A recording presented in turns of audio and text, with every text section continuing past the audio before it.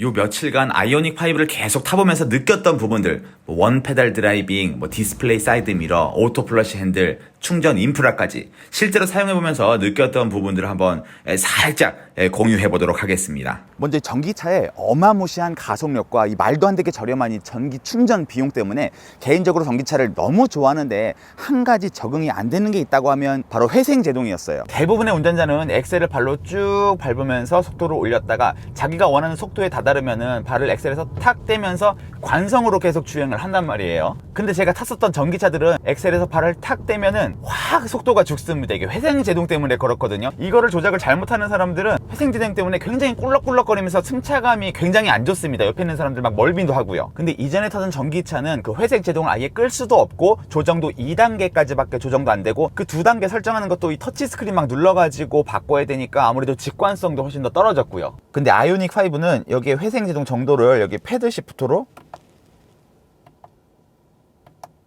이런 식으로 간단하게 직관적으로 이렇게 변경할 수가 있죠. 이렇게 아예 0으로 만들면은 저항이 하나도 안 걸려가지고 관성으로 주행 많이 하시는 분들은 회생제동으로 이렇게 재충전은 못해도 그게 편하다는 분들은 선택할 수 있는 옵션이 있어요. 근데 제가 며칠 타보면서 진짜 꿀이라고 느낀 기능은 여기에 3 하고 한 번 더 누르면은 아이 페달이라고 써있는 모드가 있는데 이게 진짜 정말로 개꿀입니다. 확실히 익숙해지는데 시간은 걸리는데 이게 한번 익숙해지면 진짜로 브레이크에 발을 갖다 댈 필요가 거의 없습니다. 은근히 이게 엑셀 눌렀다가 브레이크 눌렀다가 하면서 다리가 움직이는 이게 하루 종일 한다고 생각해보면 은근히 이게 필요하거든요. 아이 페달 모드는 쉽게 말해가지고 내가 엑셀을 이만큼 눌러가지고 100km로 가고 있다가 50km로 만들고 싶다 그러면 떼고서 브레이크를 누르는 것이 아니고 여기서 요만큼만 덜 밟으면 되는 거예요. 자, 예를 들어서 지금 30km인데 여기서 감속을 하고 싶으면 브레이크를 누르는 게 아니고 엑셀을 조금만 덜 밟는 거예요.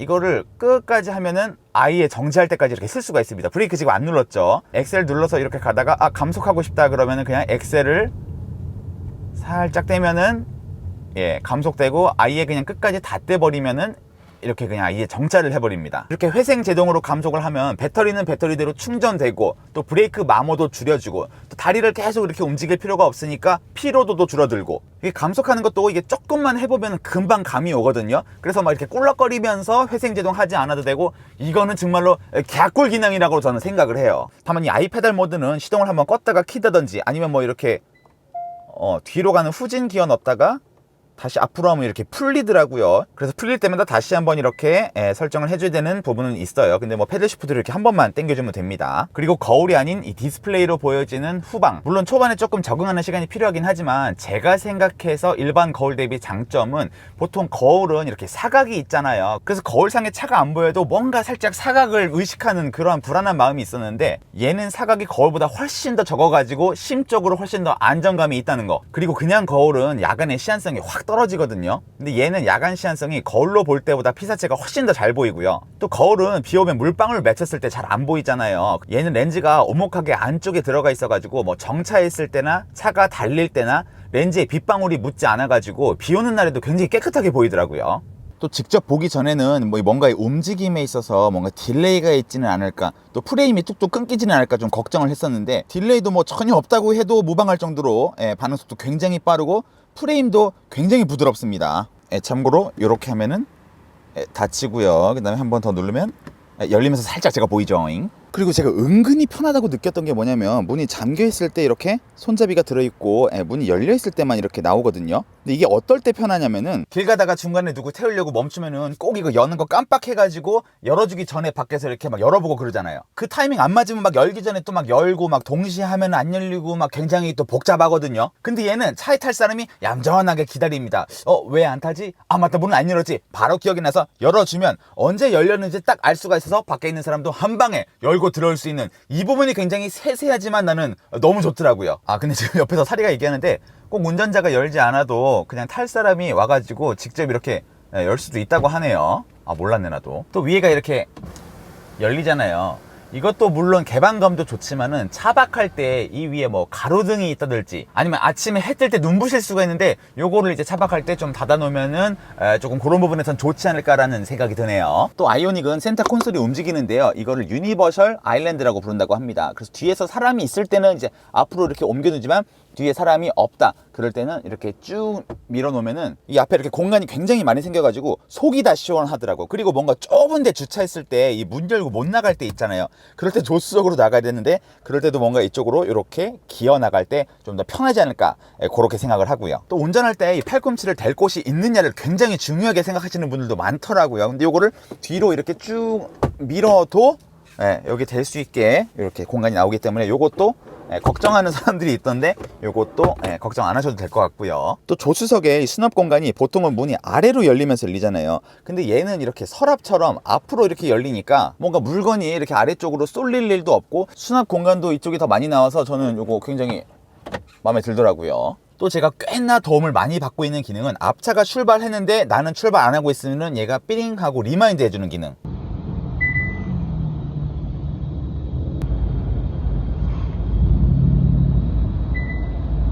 신호 빨간불일 때 은근히 뭐 멍 때리거나 딴 데 보고 있는 분들 많으신데 이렇게 알려주는 게 저도 도움을 꽤 많이 받았어요. 또 HUD라고 하죠. 이 운전석에 앉으면은 앞에 유리창에 현재 속도랑 현재 달리고 있는 도로의 제한 속도가 이렇게 같이 뜨거든요. 확실히 운전하면서 내 현재 속도 확인하려고 눈이 이렇게 내려가거나 이 옆으로 이렇게 내려갈 필요가 없이 바로바로 확인을 할 수 있으니까 이것도 좋더라고요. 그리고 평소에는 제가 카플레이로 내비게이션을 사용을 하고 있지만 이 순정 내비게이션을 사용할 경우에는 이 HUD에 뭐 전방 몇 미터 가서 좌회전, 우회전 이러한 정보까지도 이 앞에 표시가 되니까 이것도 굉장히 편하더라고요. 또 사실 제가 이번에 통풍 시트 되는 차를 처음 타봤는데 진짜로 너무 좋더라고요. 여기에 열선 통풍 들어가서 여기서 뾰로롱, 오른쪽도 뾰로롱. 조금 더 약하게 하려면 이제 이런 식으로 하고요. 위로 하면 이제 뭐 열선이겠죠.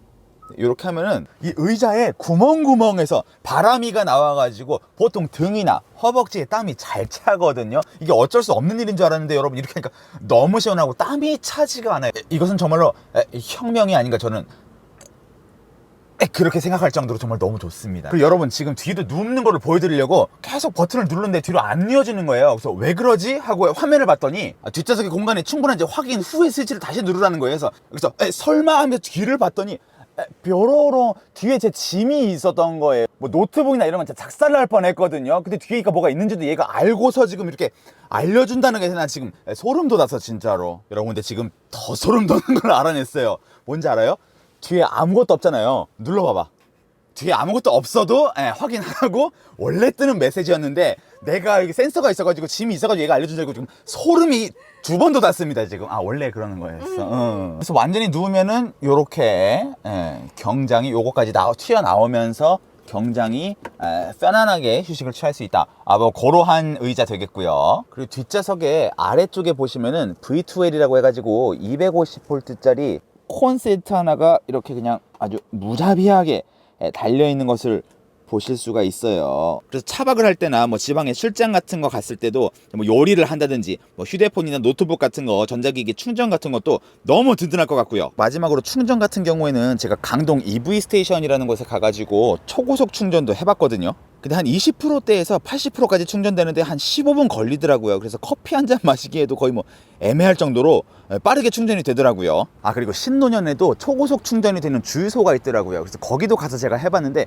속도가 189kW까지 나와가지고 뭐 잠깐 딴짓하면은 금방 80%까지 충전이 되더라고요. 다만 강동 EV 스테이션에서는 충전이 80%까지밖에 안 됐고요. 그 신노년에 있는 주유소에서는 80% 이상도 충전이 가능했는데 80%에서부터는 속도가 189에서 5로 훅 떨어지더라고요. 그래서 뭐 장거리 여행을 앞두고 있지 않는 한 저는 뭐 80% 이상으로 충전할 일은 많지는 않지 않을까 싶더라고요. 근데 이런 초고속 충전소가 또 ePit라고 해가지고 전국적으로 굉장히 많이 늘어나고 있다고 해요. 그래서 개인적으로는 며칠 타면서 충전 스트레스가 뭐 거의 없었거든요. 물론 뭐 내연 기관차보다는 조금 불편할지 모르겠지만 전기차 몰면서 얻을 수 있는 이득에 비해서는 큰 불편함은 아니지 않나 저는 그렇게 생각을 했어요. 그리고 현대에 픽업 앤 충전이라고 하는 서비스가 있는데요. 앱으로 하루 전까지만 미리 예약을 해놓으면은 기사님이 오셔가지고 차를 픽업해서 충전을 80%까지 해주고 또 원하면은 기계식 세차까지도 해가지고 다시 가지고 오는 그러한 서비스입니다. 가격은 이제 2만 원에다가 충전 비용은 실비로 청구가 되고요. 거기에 기계식 세차까지 원하면 5천 원을 추가로 지불하면 됩니다. 우리 뭐 최저시급이나 실제로 우리가 기계식 세차 돌리는 비용 생각해도 저는 뭐 합리적인 가격 같고요. 필요하신 분들은 꼭 한번 기억했다가 사용해 보시기를 바랍니다. 대체적으로 다 만족스러웠는데 살짝 아쉬운 부분을 꼽자면은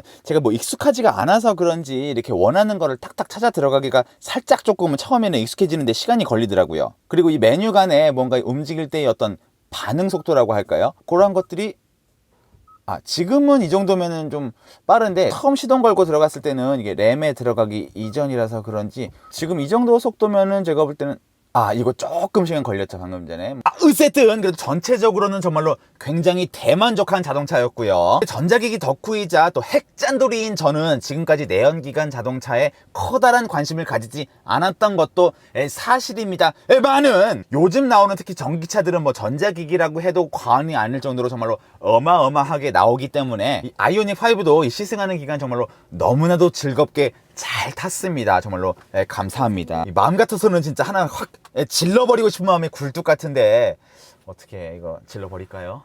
살까요? 사고 싶다. 사고 싶죠. 귀리에 참 고민이 깊어지는 또 하루이네요.